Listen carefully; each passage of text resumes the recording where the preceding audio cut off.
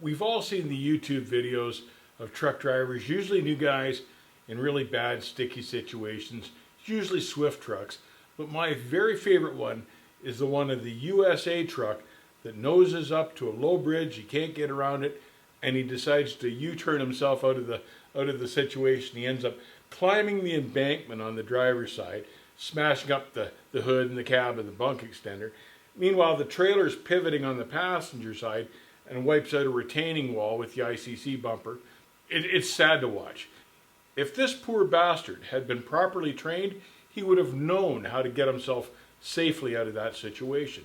In this video, we'll talk about 5 common sticky situations drivers find themselves in and how to get out of them safely without doing damage. There's nothing worse than working outside with cold, wet gloves. The Never Limited mobile glove dryer will dry your gloves while you're on the fly. Easy to grab and use when you need it. Check out neverlimitedproducts.com. So, sticky situation number 1, encountering a low bridge. Now, hopefully as you're driving along, you're paying attention to your surroundings and you're looking far enough up ahead of the truck that you see a bridge that may present a problem. So before you clear this intersection, you want to focus on that bridge to make sure it's going to be high enough that you can get underneath. If you cannot get underneath the bridge, take evasive action and turn at the intersection and go a different route.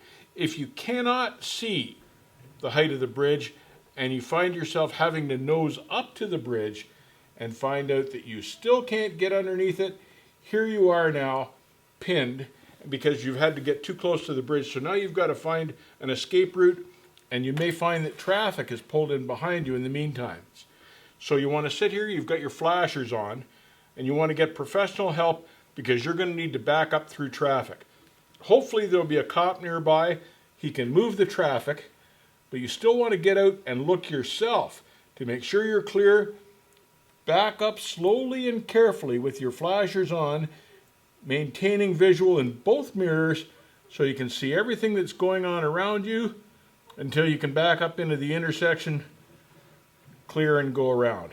If there's no intersection available, hopefully you've been watching for a parking lot or a mall or something like that where you can make an escape route and a U-turn and get back out of the situation. Another situation drivers find themselves in is they'll miss a no truck sign and find themselves entering a residential zone. Again, 4-way stop is your best friend. You don't want to proceed into the residential zone. You don't know what's down here or down there, so your best bet is to do a 3-point turn at a 4-way intersection and go back out the way you came and then pull over and call the shipper to find out where you've gone wrong. Now be aware that you've got to be mindful of traffic when you're pulling a move like that in a residential section, but generally there's not a whole lot of traffic in a residential section unless you picked school time or something like that. But you're usually best to go back out the way you've come in. Another common sticky situation is trying to make a right-hand turn and you're not going to make it and you're going to get hung up on the curb. And sometimes traffic can get in behind you while you're here. Best recipe out of this, if there's a car here, for instance, and he's blocking your path, just sit until he moves, and then he's out of your way and you can go to the far side of the road and hopefully make the corner. Sometimes you'll have to back up a little, be careful, get out and look, tell this guy your intention, you need just to back up a foot or two, renegotiate, and then make it around the corner. Be mindful of what's on the corner, like telephone poles or bus stops or fire hydrants, so you don't climb the curb and clip one of those, and then just proceed around the corner that way. In the event that you just cannot make the corner, take another alternate route rather than doing damage, and then find yourself a place to park and find out your directions from the shipper one more time, because if it's a corner you can't negotiate, chances are the other trucks couldn't either, so you must be going the wrong way. Another sticky situation that all drivers find themselves in sooner or later is they'll get to a customer's dock and there just isn't enough room to get in there. He's got crap all over the place. Employees' cars parked over here, stacks of skids over here, garbage containers, all sorts of junk. And that's why, number one, when you're going to a strange dock that you've never been to before, you always park on the street and walk in first just to see what you're looking at. Make sure, you're looking for fire hydrants that stick out of the pavement, anything that's going to be in your road. And hopefully there'll be enough room to get in there. And some of them are such crap docks, you may find it easier to actually back in from the driveway entrance off the street. But if you've assessed the situation and you just don't determine that there's enough room to get in there safely without hitting something, walk in and talk to the shipper first. Tell them the problem, tell them there's employees' cars in your road and you need that extra room. And hopefully he'll have the employees clear up the lot so you can get in there safely. Now, on the chance that you get an ignorant shipper that says, oh, we get trucks in here all the time. And you'll encounter those guys. And those guys don't know a UPS van from a day cab from a truck with a double bunk on it. Doesn't much matter. He's not going to work with you there. So your mistake would be to go in and proceed anyway. Don't do it. Go back out to the truck, call your dispatcher, tell him the problem, and make it their problem, and have your customer rep call their customer and say, you need to fix your parking lot because our truck can't get in. End of the day, simple as that. You don't want the blame. You don't want to proceed into a dock with the potential for doing damage, because you're the one they'll blame if you hit a car or an employee's car or something like that, or damage the truck and the trailer trying to wiggle into this crap hole. You'll be the one to shoulder the blame. Don't accept that responsibility. Have them clean up the parking lot first. If they won't do it, drive away. Sooner or later, all drivers will find themselves in a panic stop situation. It's usually created by a car that slams its brakes in front of you or cuts you off and then slams the brakes. But the thing you've got to remember is that you've got to stay in your lane to protect yourself, protect your liability. Now, this is where a good dash cam comes in handy. It'll show that he caused the panic stop, and that way it gets you out of trouble.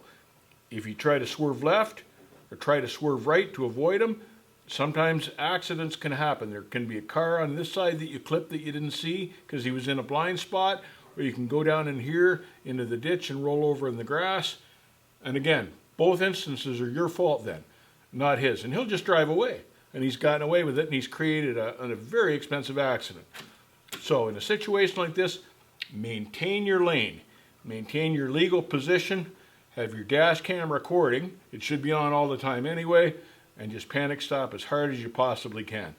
Hopefully, you'll be able to stop before you clip the car.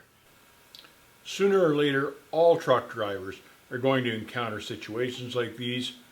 Know how to get out of these like a pro, and how not to look like a Swift driver or a USA truck driver on YouTube.